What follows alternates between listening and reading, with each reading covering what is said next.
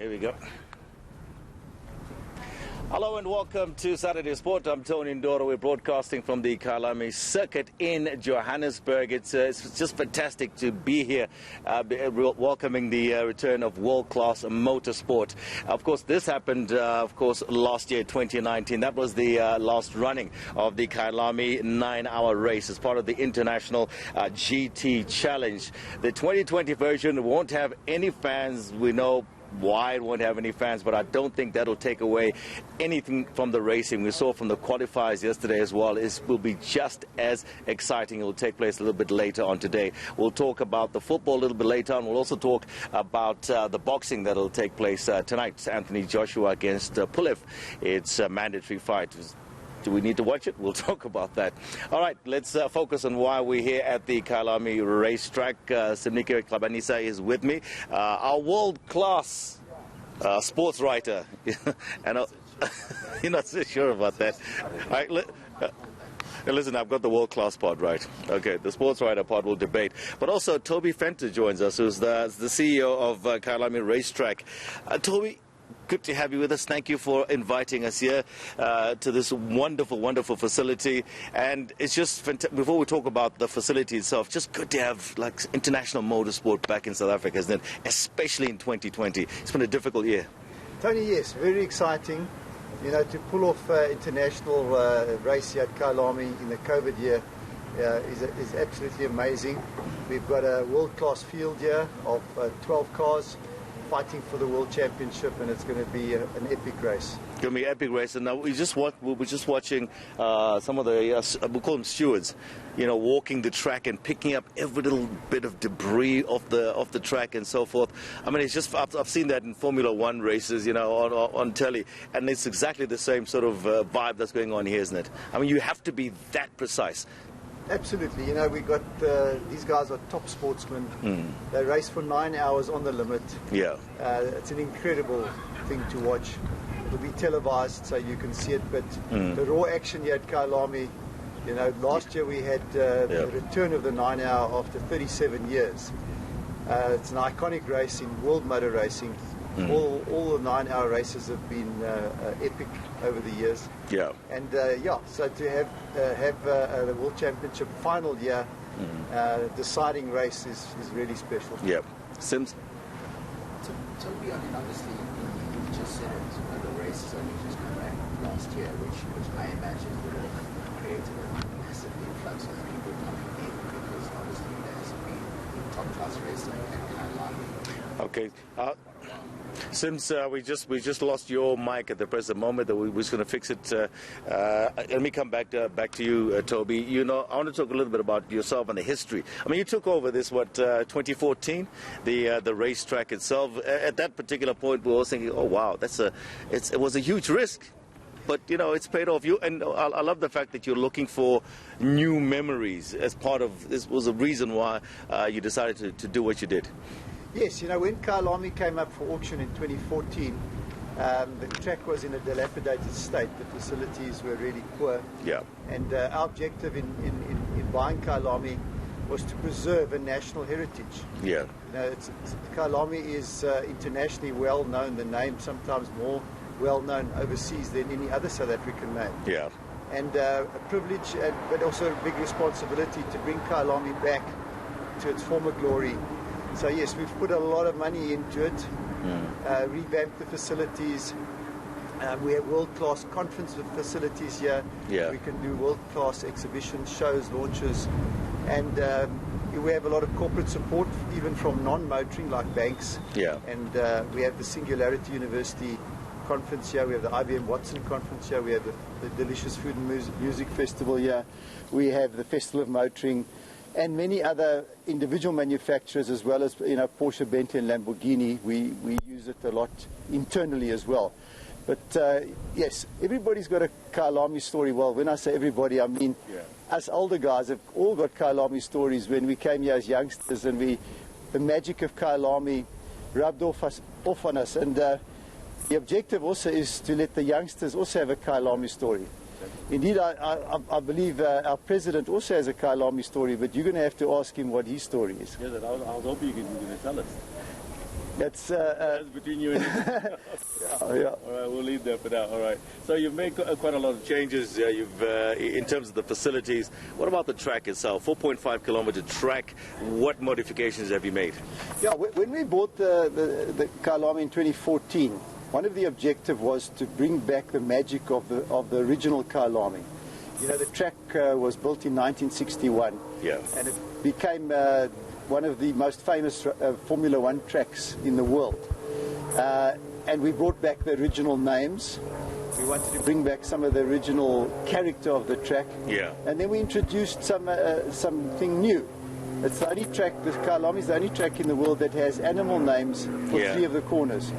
And one of them is crocodiles, and we named that one Crocodiles because when the drivers go into the crocodile complex, the crocodiles can bite there. Yeah. And then we have cheetah, and of course the last corner on the track is ingwe, which you all know is leopard in Zulu. Considering you're in Johannesburg, I don't know why you don't have the lions. You know, you should have the lions. We looked at all the names and it was hotly contested. Yeah. And eventually we settled on those 3. All right. Okay, Sims, let's try again. So, I mean, I listened to you list all those events. Obviously, the racetrack isn't just a place where, you know, you just do racing. There's a whole lot of other things to sustain it all throughout the year. How badly hit have you been by the fact that obviously there's been COVID and, you know, people haven't been able to, you know, sort of congregate in sort of big numbers? Absolutely. You know, Kyalami relies on events, conferences, exhibitions, shows, launches and that. And with lockdown, we haven't been able to host those. However, you know, within the lockdown regulations, we were able to do lockdown laps for Porsche and Lamborghini. We did the Bentayga launch here. BMW also used the track for driver training, and they also launched the BMW M2CS here. So we've recovered quite well, and we worked quite closely, you know, within the regulations. So, but you know, it's such a thrill now to finish the year on a high note with the 9-hour. I mean, you talk about Kyalami memories. Obviously, if I read right, I think the first time you came to this place, you would have been about 12 years old, in '67 or whatever it was. That's right. And then just to I'm sorry, I just gave your age away too.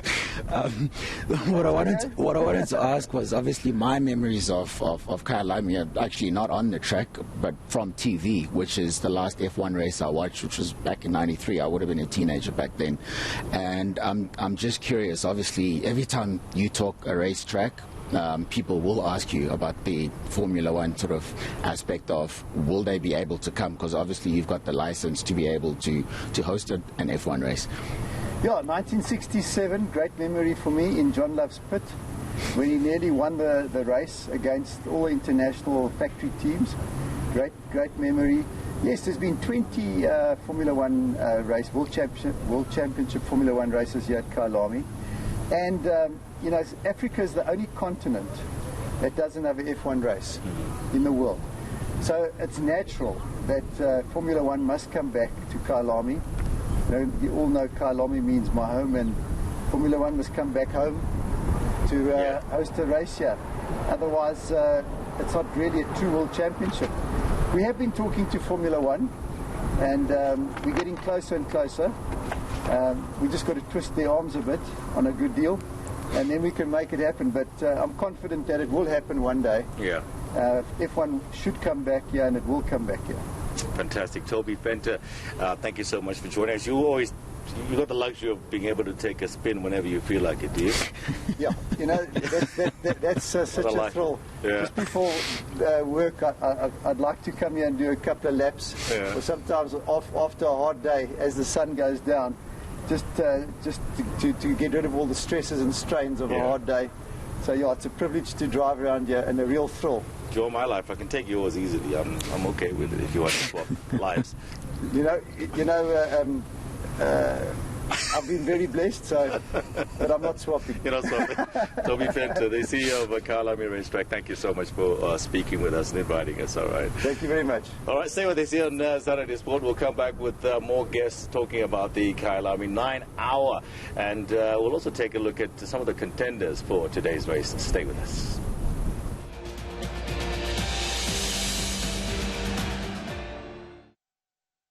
We all look at the same world, but we all look at it in a different way. Some see an interior. We see personal space. Some just see power. We see experiences. Some see aerodynamics. We see attraction. Some see what's there. We see beyond. Introducing the new Audi A4 with Audi Connect. Audi.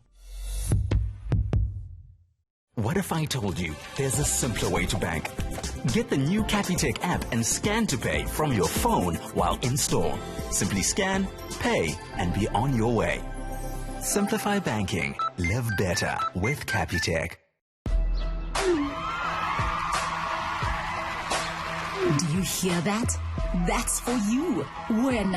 Jay. You are the one answering the call to do great things. You are the one who is using education to build a great life for yourself and those that matter most to you. Answer the call and register for Richfield Education now to equip you with the tools to reach your full potential and write your own story. I thought, you know what, I'm just going to phone Outsurance. You know, I've got nothing to lose, and hopefully I'll get a better rate, which I did. The team at Outsurance were just amazing. They were friendly, and then when they told me what my premium was, well, you could have picked me up off the floor. It was just such a massive saving. 815 Rand per month. That is just amazing. It is a great savings to us as a family during this time. SMS SAVE to 38418 or call 08600 60,000 and change that ID. On ENCA Drive this week, professional driving is not just the preserve of men. That's why I came to spend the day with these ladies in Soweto. Justin Ford traces the origins of spinning. And if you lose control of your car while attempting to spin it, you end up here at the panel beaters. Dason Tatia looks at this much maligned industry. That's ENCA Drive on Saturday at 4:30 p.m.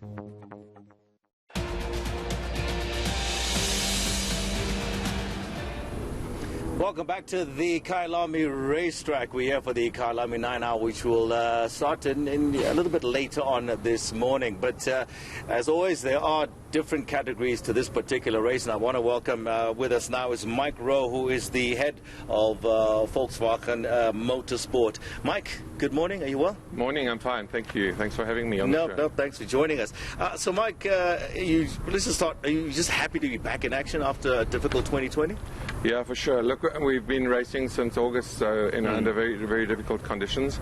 But it's always fantastic to be the support race at this international 9-hour event. So, so really great to be here, and I think all the competitors are really grateful they can be here. Yeah, very true. Sims? Mike, when you say you've been sort of racing since August under sort of difficult circumstances, what's the main difference, sort of racing during COVID times and just racing normally? Well, I think the absence of spectators has really been difficult. I mean, obviously we always like to have our fans at the racetracks. So yeah, it's also made us think a little bit out of the box, so we've introduced live streaming, which obviously brings the sport to the spectators. Obviously not trackside, but certainly brings it to them live, which is I think it's been a big improvement for us as well. So. But it changes the atmosphere a little bit at the racetracks, not having spectators there. But nonetheless, we've been racing, and I think that's important for the industry. Give us a little bit of history, Mike, when it comes to motorsport from a Volkswagen perspective in South Africa. Look, we've been involved for probably I think over 35 years now.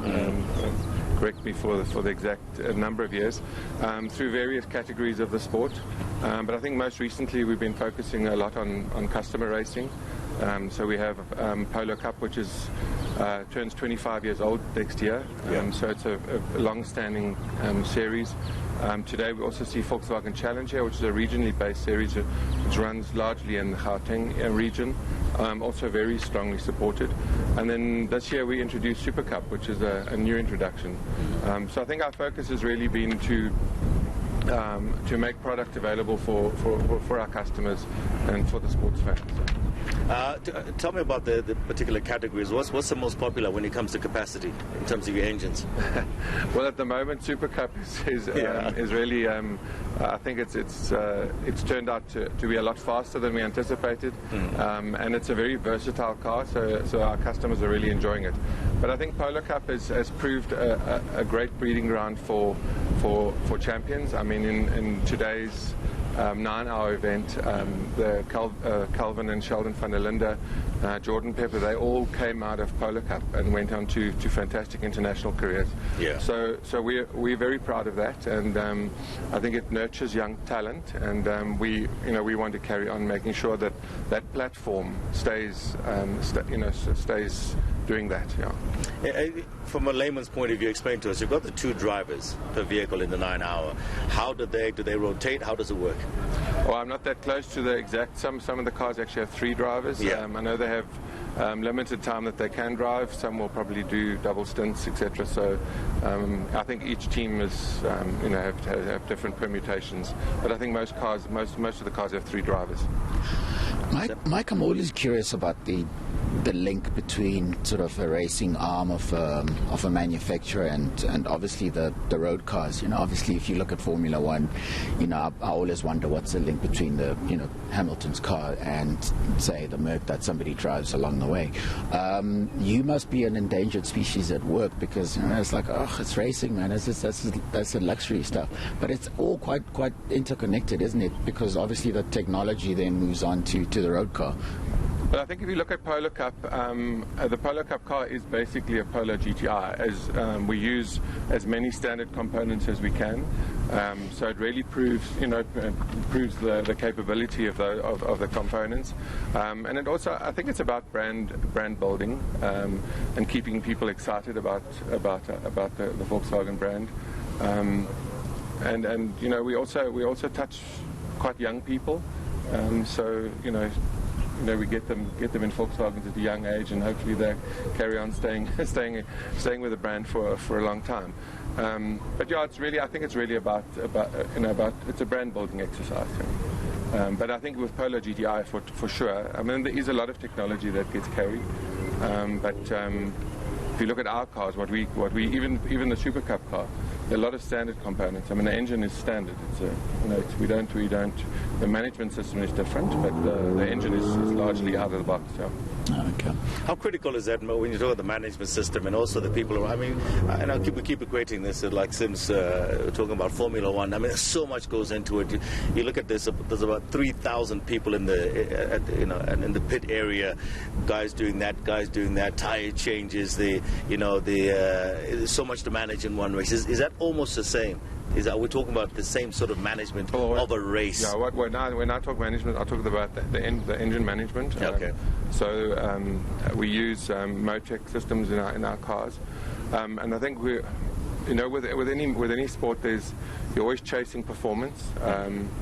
So what we do is we control that, so that the competitor doesn't have to invest in constant development. So we do all that up front, and we control it quite strictly. So the competitors really have to worry about maintaining their cars and making sure that they stay reliable from that point of view. The rest we look after, and we manage quite strictly, because it takes away a lot of cost for the competitor. Okay. Let's talk about today. So the different categories that Volkswagen will be participating in. Can you take us through them? Yeah. So what we always do at this event is we combine 3. Last year we combined 2. It was Polo Cup and Volkswagen Challenge. Mm-hmm. So this year we've included Super Cup. Not all of the cars are here this year. Last year we had about 50 cars. This year we've got 30. But I think I think that we've gone through some difficult times, and I think next year we'll be back to normal. But so we combine them all together into one really big, exciting race. And I think yesterday we had our first race, and it was as exciting as last year. So I think this morning at 8:30, people watch their televisions, and we'll be on track soon. So at 8:30 they'll be starting right here. 8:30 start on the. We need to get. I think we'll be gone by then. I think we'll be okay. I think we're going to be okay. We start at 8:30. All right, we go live on television at 8:30. All right, fantastic. Good luck with all your races today. Thank and you. Hope it all goes well. Great, thanks for having us. All right, fantastic stuff. Mike Rowe, the head of Volkswagen Motorsport, talking to us here at the Kyalami Racetrack. Stay with us. We'll be back in a short while. We'll be talking to some more guests about what is going to be taking place today, the Kyalami 9-hour, welcoming back international motorsport here in Johannesburg.